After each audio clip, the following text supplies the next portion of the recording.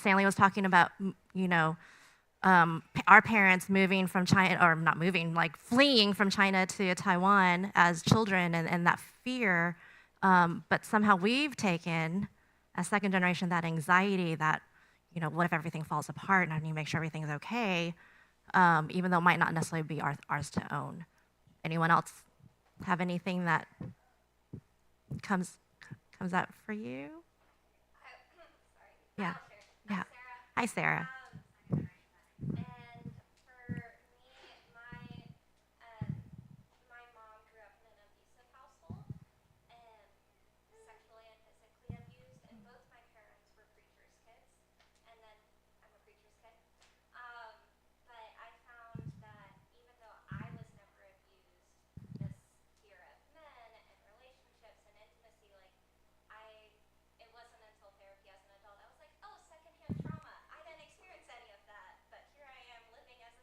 Right. That is such a great example. Thank you so much for sharing. That is kind of the work that we need to do, is being able to differentiate. Wait, I know where it comes from, but maybe it's something for me to release. So I'm going to explain some concepts in trauma therapy. Actually, one is called dialectics. So there's a type of therapy called dialectical behavioral therapy, but what dialectics means is both and. So I think a lot of times we think in either or, black and white. Either like I am successful or I'm a failure, sort of thinking. But dialectics is both and. So where the both and, where even if something seems like it's contradictory or a paradox, both things can actually be true.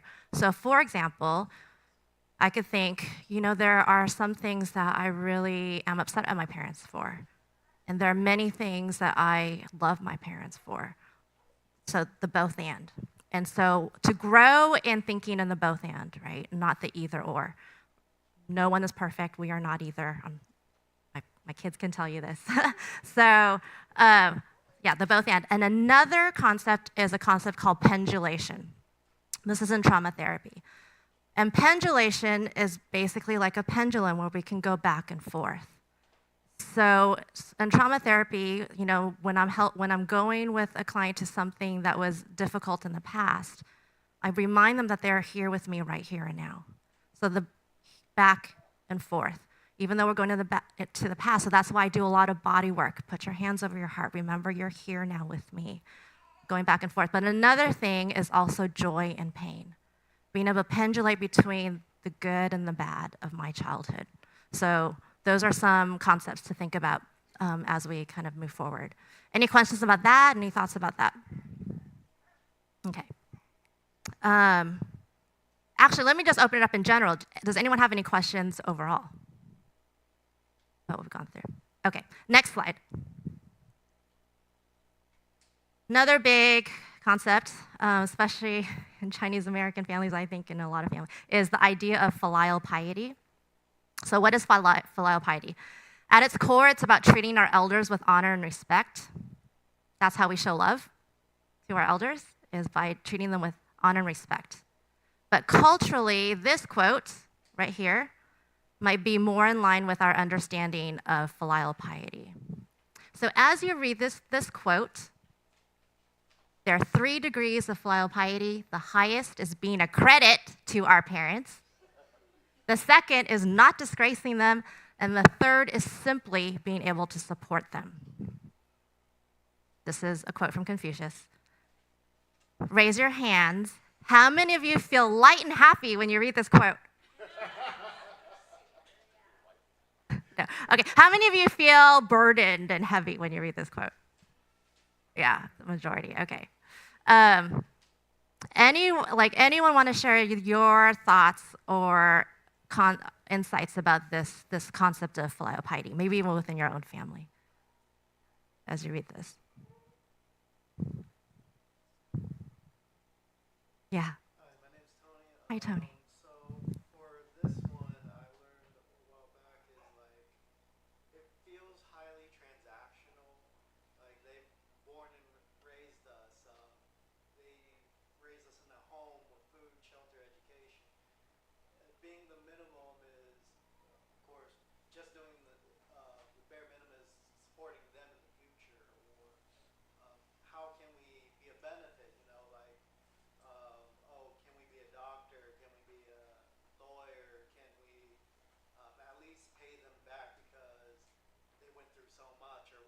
Right. Yes, that's such a great word, transactional. And I think a lot of us are healing from that, from that feeling of like that transactional sort of relationship. Um, yeah, thank you so much. Anyone else have any thoughts or insights? Yes. My name's Roy. Hi, Roy. And I think one thing I've noticed with my parents, especially with my dad, was it was hard to credit them because my dad was very quiet and reserved Yeah. until we got to know his story, Mm, how he came. Then, because most of the time I was disgracing him, like, you're not the father I want, that kind of stuff. right. The more you understand what he had to do, the struggles, come to this country, Yeah.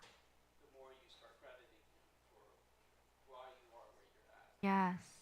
So I think that's helped us teach our kids, how what their grandparents did for them. Thank you for that. And we are going to talk about that later on in terms of, breaking, healing from that transactional model maybe comes from us first and not, expecting our parents to change. So we'll talk about that in a little bit. So thank you. Yeah, understanding their stories. And that's exactly what I wanted to start with. What is your parents' story? I think I actually did not know this quote until I started working on this presentation. And I was like, this makes so much sense of why growing up there was so much I felt like for me that my parents' love, and I'm gonna say our relationship has changed a lot. That all of us have grown a lot, so it's very different now. My relationship with my parents than it was when I was a teenager. But growing up as a teenager, feeling like my parents' love was based on how quote unquote successful I was, and that love was not unconditional. So.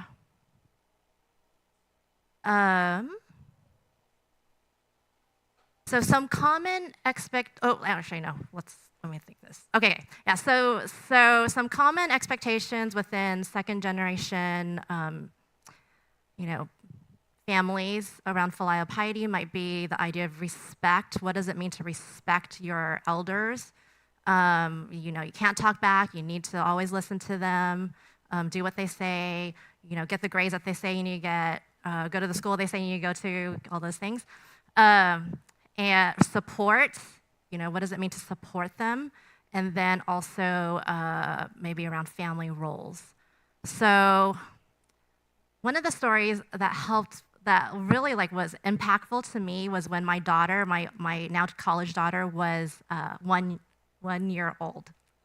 So at that time, I went to a restaurant. This was with my parents as well, and my daughter was throwing food on the floor. Which if you guys have toddlers, this is normal behavior. But my dad told me, at that time, my dad came to me and he's like, Jenny, you need to stop her from doing that. You need to teach her not to do that. And, I have this, I'm able to banter with my dad, so I was like, Dad, this is normal for a 1-year-old. Yeah, if she's still doing this when she's 3 or 4, then you can talk to me, but right now this is normal, and that's why we have this mat around her. We're gonna clean up.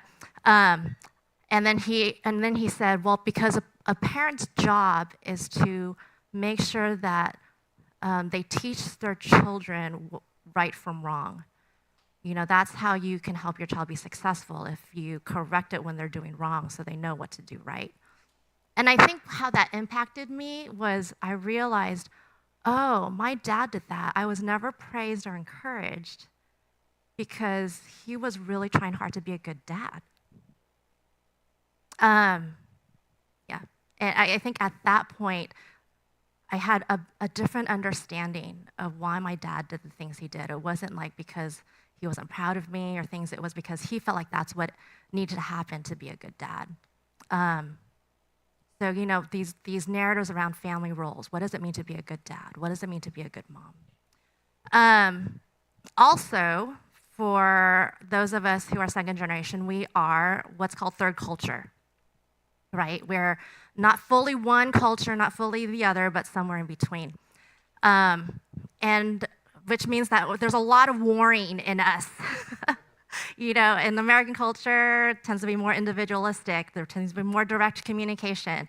In Asian culture, we tend to be more communal and community-oriented, family-oriented, and also indirect circular communication, which can sometimes war against each other.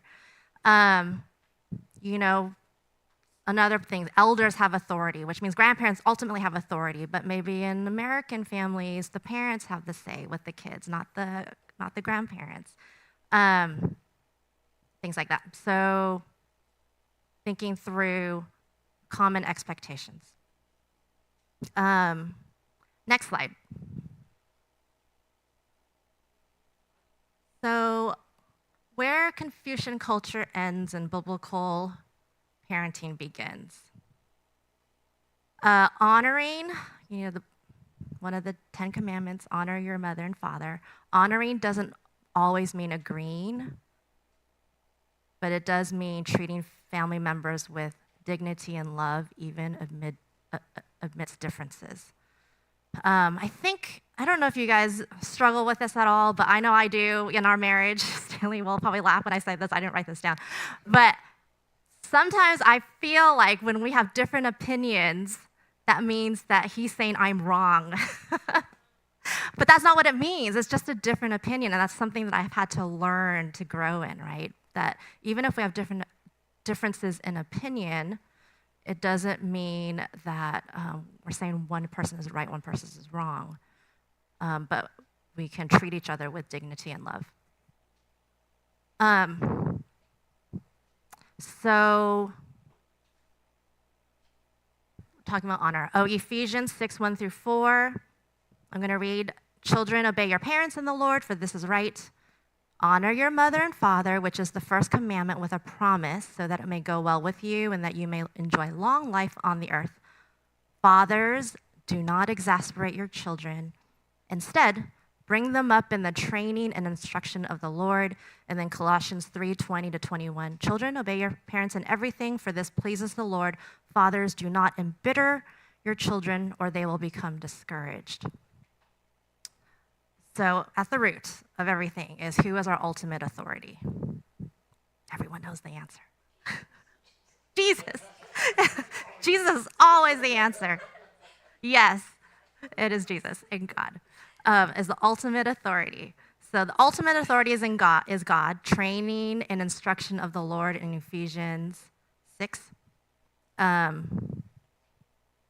So our ultimate authority is not going to a prestigious college or getting straight A's and making lots of money and making sure that we are a credit to our parents and support them. The ultimate authority is training and instruction in the Lord.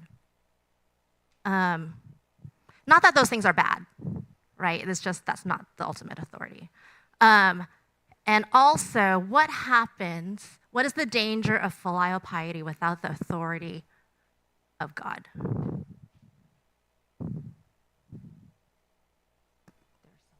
Keywords.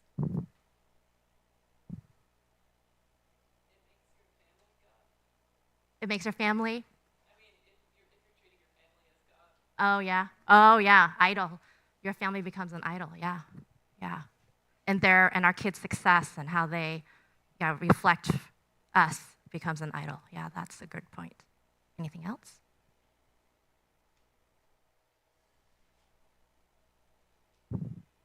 Well, the Bible says we will exasperate our children and make them bitter at us.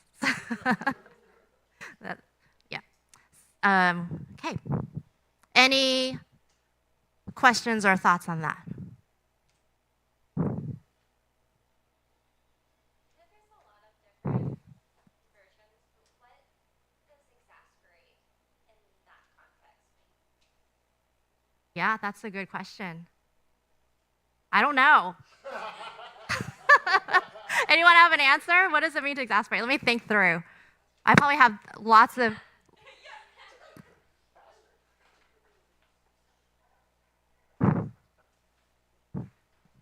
think in basic terms, just frustrating, right? The biblical scholars over there, Josh Carroll, what did she say? Hand it off to someone else. Yes. all community. We need each other's strengths. It's provoke, poke, exasperate. It's basically like that mess, like until overwhelming and that kind of different thing. Okay. Yeah, it's like antagonize. I just pulled up like my little letter Bible and looked at the different translations. So yeah, like he said, and also antagonize. Yeah. Antagonizing. Can you guys think of any like concrete examples of that? No?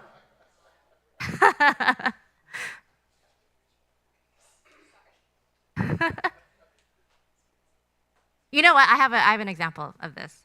When my kids were little, I forgot which one of my kids said this to me, but she was like, "Mom, you ask too many questions." Like, and I realized that that was actually something that was exasperating, provoking to her when I would just ask her a bunch of questions when she needed maybe some space to not answer all those questions, right? And for me, I was able to kind of take a step back and be like, okay, I shouldn't ask so many questions. Another example, I have so many examples now, but these are from my own kids and my own provoking my children. But I will stop unless you guys want to hear it. Ask me afterwards. I'll share more stories. So, next slide. Okay, so bridging cultural and generational gaps. And I think you had mentioned this earlier, which is as we grow in our understanding of our stories, we can also grow in understanding areas we might be stuck in immaturity. And I should have also added not just immaturity, but also maybe unprocessed hurt or pain. So, you guys are all going to go to a counseling session again with me.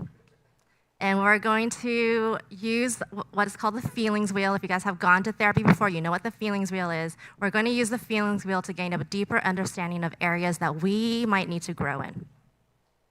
So if you have your phone, hopefully you do, what I want you to do right now is I want you to look up, Google, feelings wheel, foster. I think this is from like a foster like nonprofit in Ohio, but Feelings Wheel, Foster, Action, Ohio. There's one specific Feelings Wheel that I love, and so I'm taking you guys to that one. Feelings Wheel, Foster, Action, Ohio.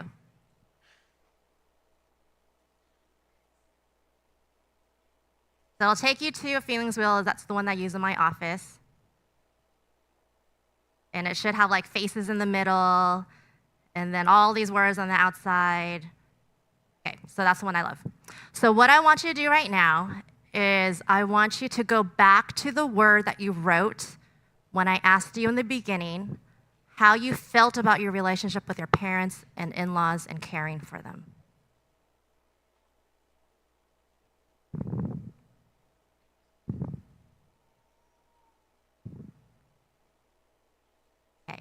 And hopefully you wrote down that word. And I want you to find that feeling in your feelings wheel.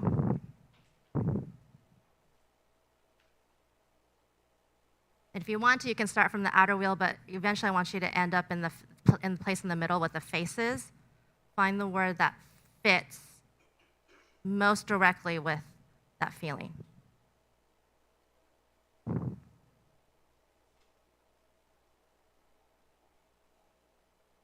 So anyone willing to share the word or their feeling? Just say it. Some might be like on the right-hand side, some might be on the left-hand side. There's no right or wrong. It just is. So the word that I put, I'm Greg, by the way. Hi, Greg. What I put was ready, Uh-huh. and then I didn't find that word, so I went to peaceful in the wheel, Peaceful. put content, and I guess comfortable would be the right. Okay, great. Peaceful. Is peaceful the one with the face? Yes. Yeah, okay, great. Thank you. Anyone else? Yeah. Okay. Uh-huh. Afraid, okay. And sometimes the words can be surprising, right? Like I didn't realize that I actually feel a bit afraid. Okay, great. Thank you so much. Any other? Surprised. Okay. Caught off guard at the bottom. Okay. Yeah. Okay. Great. Yes. I didn't find the exact word I put on here, but it would be on that secure trusting. Uh-huh. Moving forward, my parents and my wife's parents have gone through some unfortunate situations with family where they weren't really ready, Yeah. prepared for the passing of family members. Mm-hmm. And so with us, we've put a lot of planning into place for that to prevent some of that struggle that their generation went through. Yeah. So do you think the word in the middle would be peaceful also, or do you think I'd say it's more like trusting? trusting. Great. Yeah. Because I mean, the plan only works as long as everything goes right. Yeah. So it's like trusting the plan that is like we prepared Mm-hmm. for that. That's great. Thank you. Anyone else want to share? Okay, so the next step is now I want you to look, there's a word in parentheses under the feeling word. So, for example, thinking off the top of my head from memory, I think the word under afraid is is what? Threatened. Yeah, threatened. Yeah, the word under afraid is threatened. I think the word under I know the ones on the left more than the ones on the right. Though I think the word under surprised is caught off guard. Yeah, the words under surprise is caught off guard. So now what I want you to do is I want you to think about why, those are the whys behind the feeling. You know, what is it that I feel threatened by? What is it that I feel caught off guard by? Kind of think through that. And if you want to, you can write it down.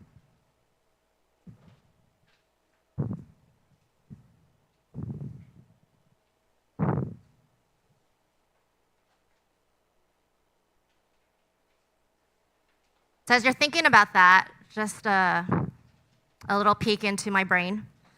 When I do the feelings wheel in session, I actually have people write down more than one feeling on the outer part of the wheel. Like when you're thinking about this, you're actually going through all the feelings that come up, and they might be all around the wheel. And then what I do is actually do percentages. So how many are under afraid? How many are under caught off guard? How many are under peaceful? Because we can feel, kind of what I talked about earlier with the dialectics. It can be both and, right? And then I kind of do a percentage. Okay, so actually most of what you're feeling is afraid. 60% of what you're feeling is afraid. Maybe 30% is surprised and 20% is trusting, And then we kind of go into the nitty gritty. And a lot of times it actually comes to a better understanding. Oh, I'm not just mad or angry. I actually feel afraid and caught off guard and all these things. So that's how the feelings wheel is helpful. Okay, anyone want to share why they're wise to what they're feeling? Anyone want to share their whys, the word in parentheses? I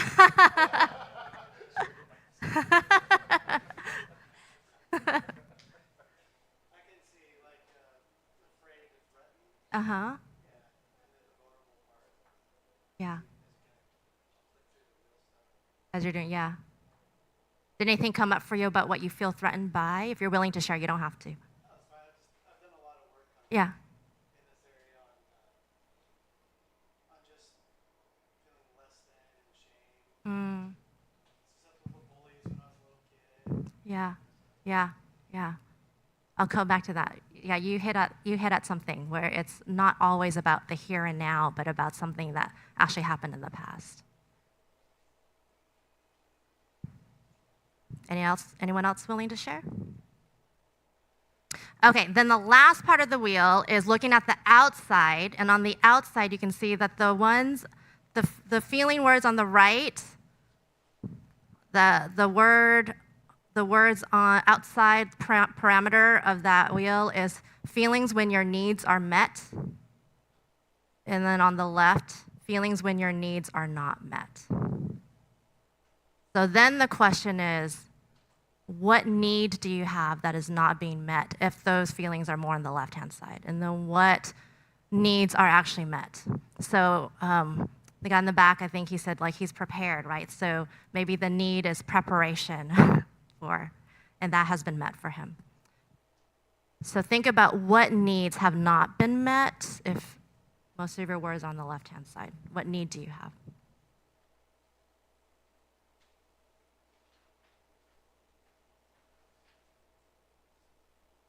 Anyone want to share that? Or willing to? I think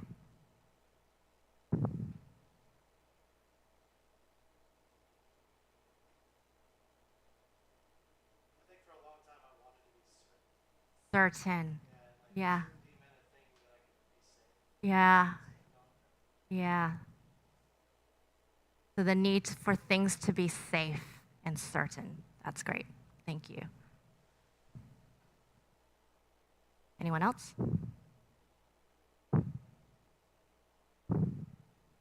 So as you're thinking through that, what need do I have? Then the other aspect, this has more to do with, unprocessed pain, hurt, and maybe stuck in a bit of immaturity is, are those actual needs? Are those actual needs that you have, first of all? And the second thing is is it a need that you can actually meet yourself? And when I say stuck in immaturity, sometimes we are still wanting our parents to meet those needs, but we're adults and we can actually meet those needs. So an example of that would be if I have a need for things to be secure and safe, can I actually meet that need for myself and for my family? Right. So that's a quick counseling session. Any questions about that? Thoughts? And then in counseling, I would have you guys write down, okay, so how can I meet this need? But I won't, you guys can think about that. And yeah, so in other words, what might you need to grow in, even if your parents or in-laws never change? And then identifying shared values. And as you mentioned, when we understand stories, we can understand our shared values and things. My shared value with my dad when he said that, and I had this deeper understanding, is I want to be a good parent too. It look different, but we have that shared value of what it means of wanting to be a good parent. And that's probably why I could understand that deeply, with my dad. And then address your own internal conflicts as third culture.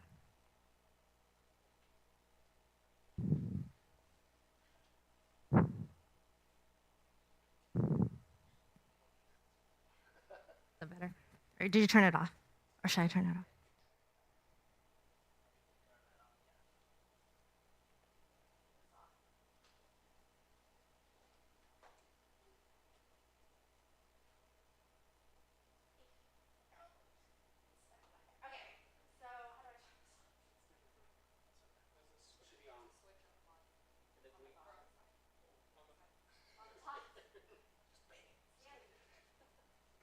Oh, it's on, I figured it out.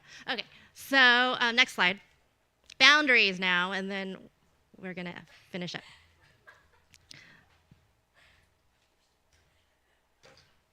Okay, so boundaries, is this on? Boundaries are, what are boundaries? Boundaries are basically how we help maintain the way that we would like a relationship to look.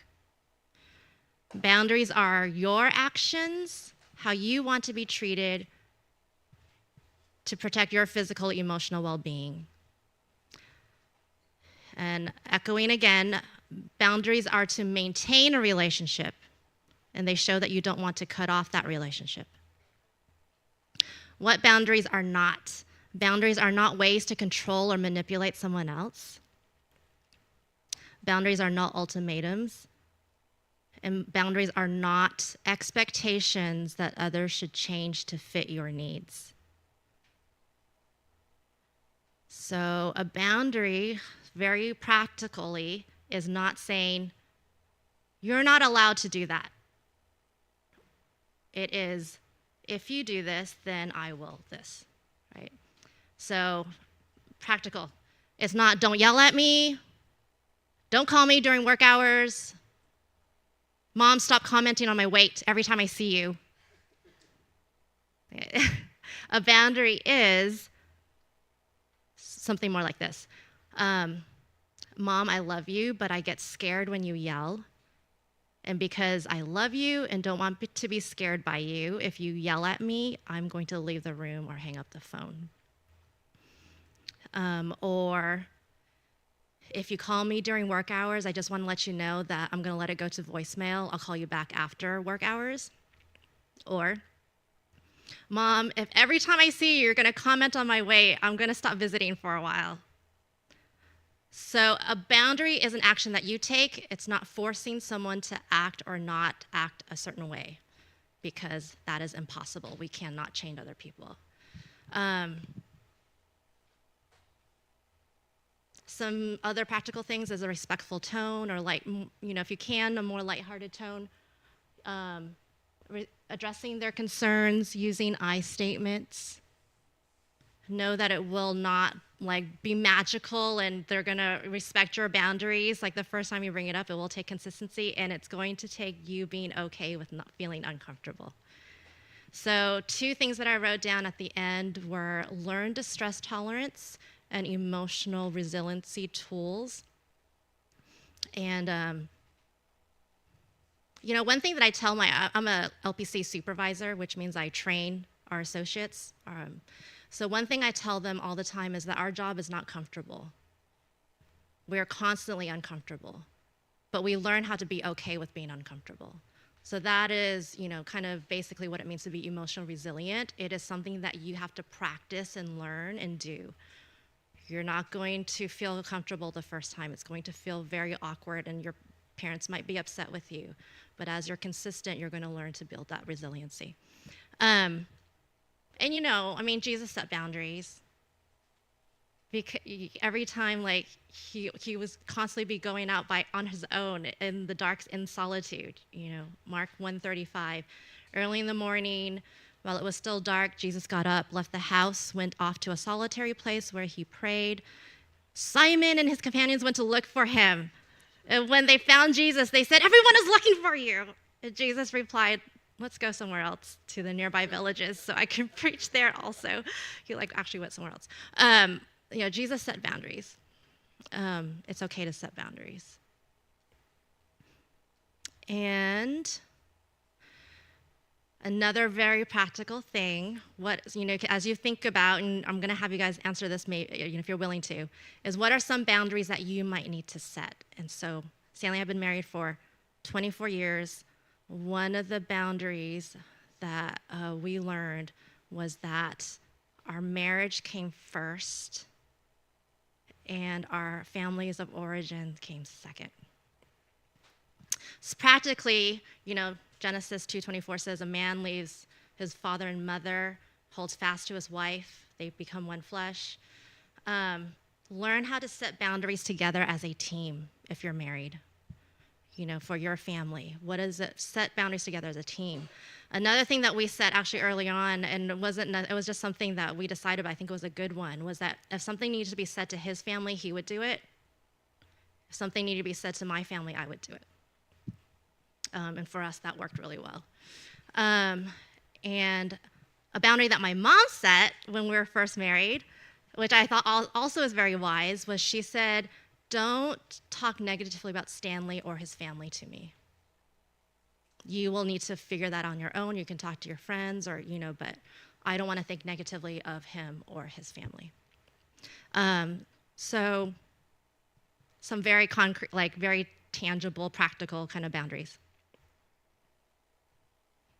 Okay, so anyone want to share what boundaries you might have set, or maybe some boundaries that you feel like you need to set?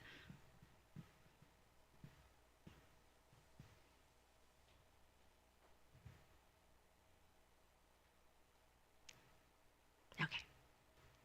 Yes. So when my wife and I, she's not feeling well, she's not here now, but Yeah.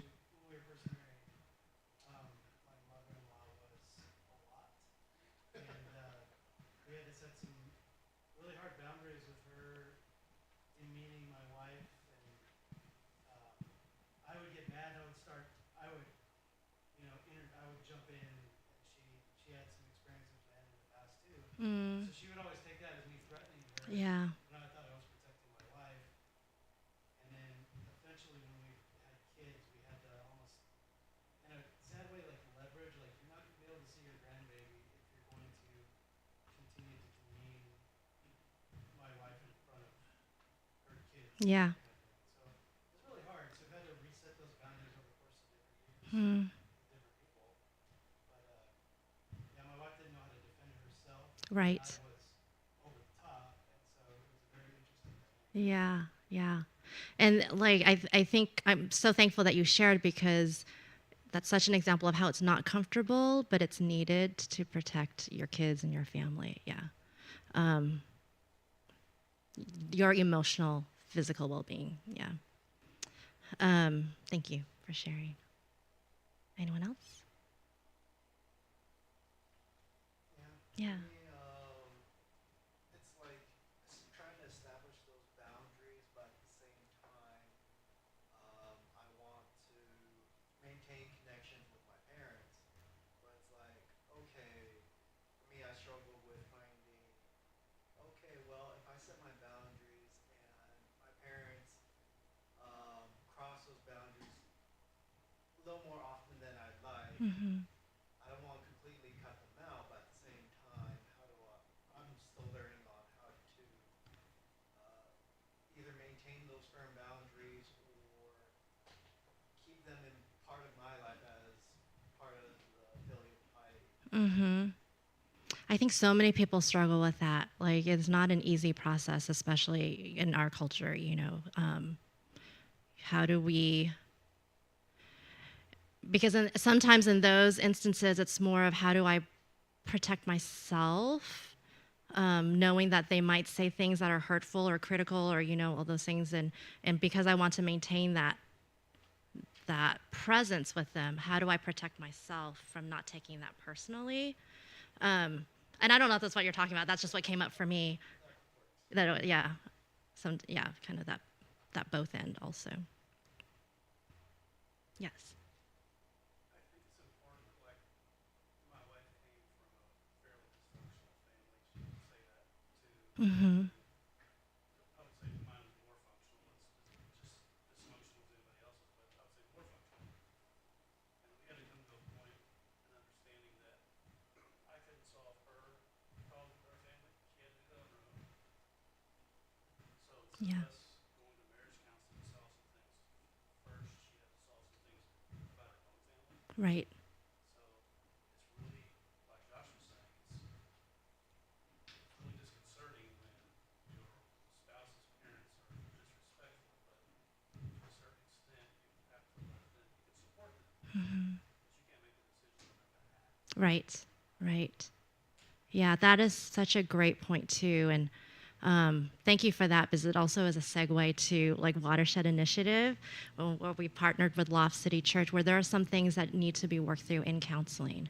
That, yeah, as much as we want to protect our spouse, that maybe they need to do some healing work, you know, with a therapist. And also, you know, kind of to add to that, and I don't know if this happened in your marriage, but I know something that occurs in lots of marriages, including mine and Stanley's, is that sometimes it comes out sideways within our own dynamics, right? That kind of like your mother-in-law, that she read yours as being threatened because of her own trauma, that we will read things because of, you know, that might not be what our spouse is intending because of us stuff from the past. So it's always good to process through and heal. Yeah. How would you recommend, like, yeah, definitely, they suggest counseling, but would you recommend the soft sell to a spouse that is trying to figure that out, but not like, you need counseling? Which is not super effective, just Yeah. marry that don't. Mine's an easy answer. I want to. You go to counseling. I'm super comfortable going to counseling. That is very Go to true. counseling separately. That's what happens. Yeah. How do you help create boundaries Mm-hmm. and do the support at the same time without, hey, Yeah.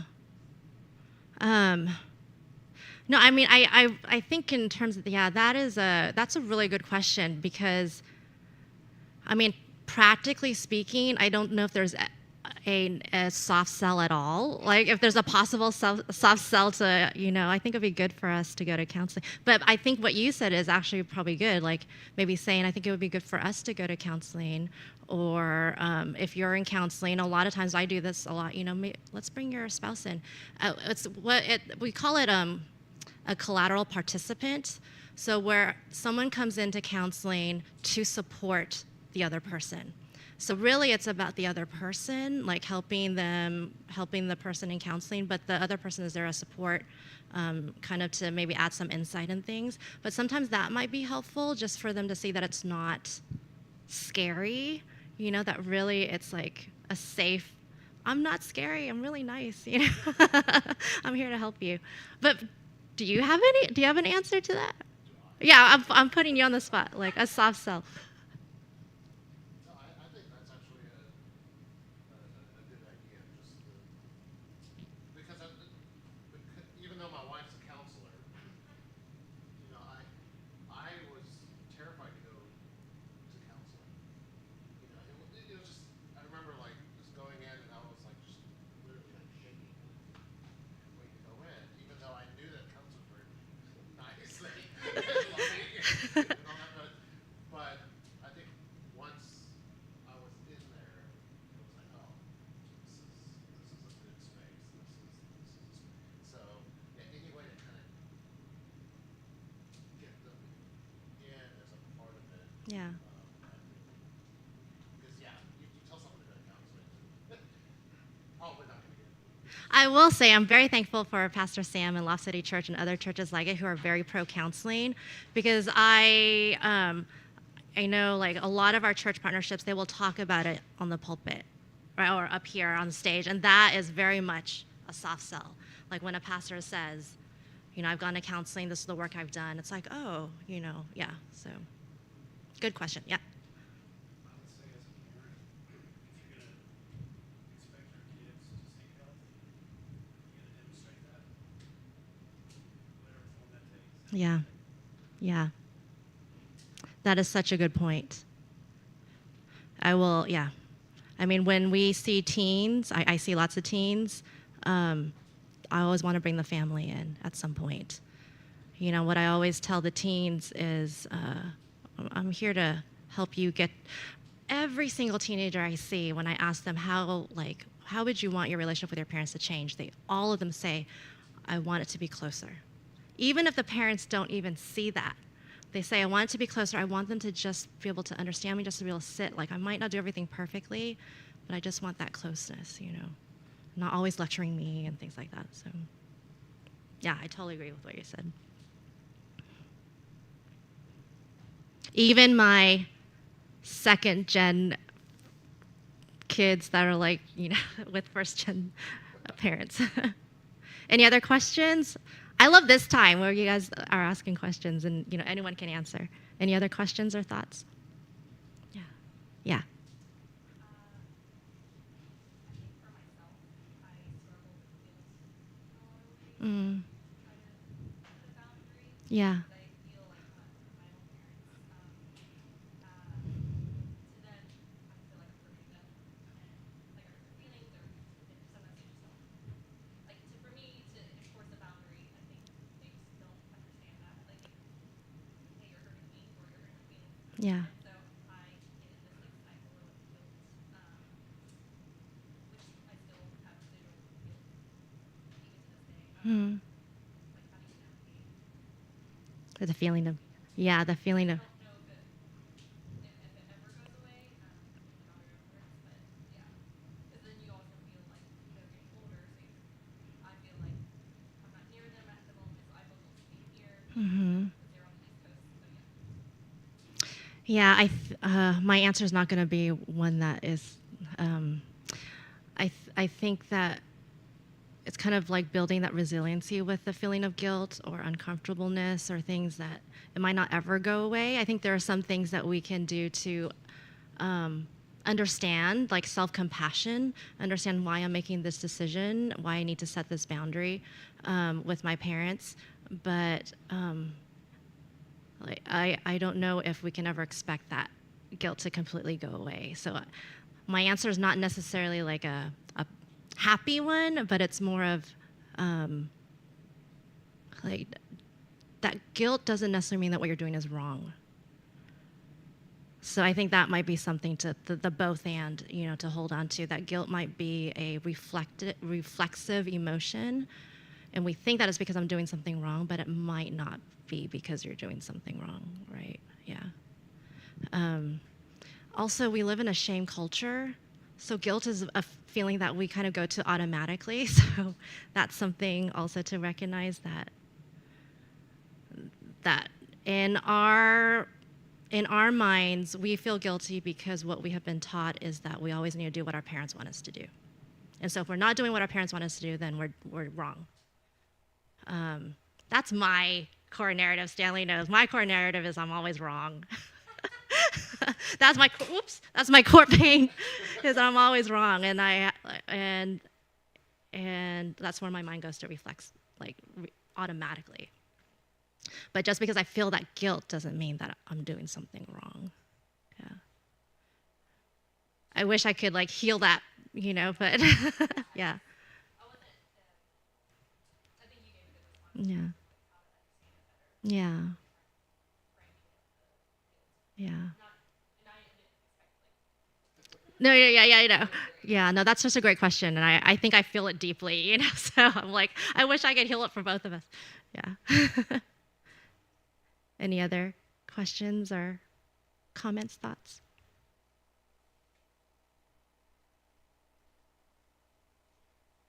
So I wanted to end with a kind of a fun story, again, with my parents. I kind of share that my relationship with my parents actually has changed a lot. And a lot of that happened when I think my parents became grandparents. And I remember when my son was maybe about 4 or 5 years old, and he got really frustrated playing a game.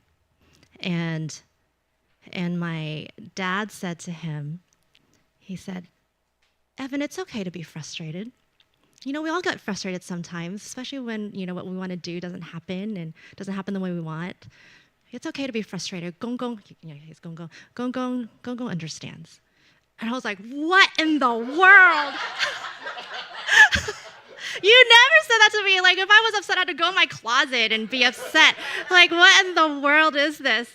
And my dad said, "I've been reading this book called Boundaries in Chinese at church." This church Bible study was going through boundaries. So, I mean, there's so much that the church can do and just helping and leading. So, yeah, I was very thankful. I mean, yeah, very different. My mom said sorry to me, like, for the first time. That was, like, so significant. So things can change. And sometimes our parents will take the lead. Sometimes we need to take the lead. But things can change. I want to close with a reminder that navigating family dynamics, our relationship with our in-laws, and caregiving are opportunities to live out our faith. You know, by extending grace and patience and unconditional love to our parents and our in-laws, but also setting boundaries and knowing when things are toxic and when I need to maybe cut things off sometimes. But it doesn't mean I don't love my parents. It doesn't mean that I don't extend them that patience and that grace. It just means that for the good of everyone, so I don't hate them forever, that I, you know, set that boundary. Let me say a quick prayer for us in closing. If you have any questions for me, please do come up and you know, you don't even have questions. If you just want to talk, you can also come up and talk to me. But let's end with a prayer. Dear Heavenly Father, I thank you so much for these brothers and sisters here tonight. I thank you for this time that we had together. I thank you for our families, even though, you know, sometimes they cause us a lot of pain. I thank you for their stories that connects with ours. Pray that you would give us the strength and the wisdom to be able to navigate our family dynamics in a way that honor you. And if it's your will to bring healing and love to future generations. Sometimes, Lord, we know it's not necessarily just about us, but about our kids as well. Pray all this in your Son's name. Amen. Awesome. Thank you, Jenny. Hey, really quick, there are watershed cards if you are interested in getting counseling. There's information about that. If you are interested and you let them know that you're part of Loft, I think there's some kind of discount for the first several sessions. So just be mindful of that. And then Jenny's card is up here as well. We will have 4 more of these next year. We're working on details with Watershed to get some more of these courses down. But any feedback you guys have, any recommended topics that you guys would love to cover that we could go back to Watershed and say, hey, these are some of the things that we would love to hear and process and learn together. Please let me know as we figure out next year's calendar. Would love to have those topics in front of them as well. So thank you guys for coming. Thank you, Jenny. Thank you guys for spending your Friday night with us as well. So God bless you guys. We'll see you Sunday.